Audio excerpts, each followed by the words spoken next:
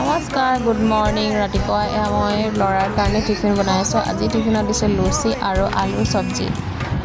সি আলু চব্জি আৰু লুচি খুব ভাল পায়। আৰু এয়া যাবলৈ ওলালে, সি বাছ আহি ৰখি আছে, দেউতাক ধুমধাম গৈছে, সি গৈ আছে।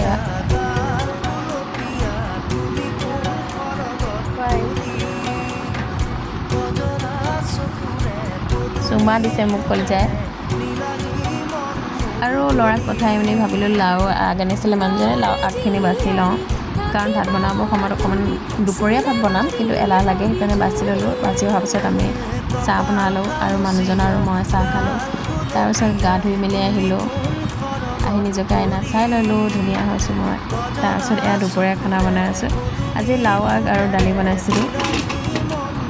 আৰু কোনে কোনে খাই ভাল পায় এনেকৈ ক'ব, জনাব। এয়া ধুনীয়াকৈ হৈ গ'ল, দালিখন খুব টেষ্টি হৈছিলে। এয়া মাছ ফ্ৰাই কৰিছোঁ, মাছখিনি বনাম আৰু মাছৰ গুড়া ভাজি। তাৰপিছত এয়া মোৰ পাকঘৰৰ পৰা খিৰিকীখনৰ বাহিৰৰ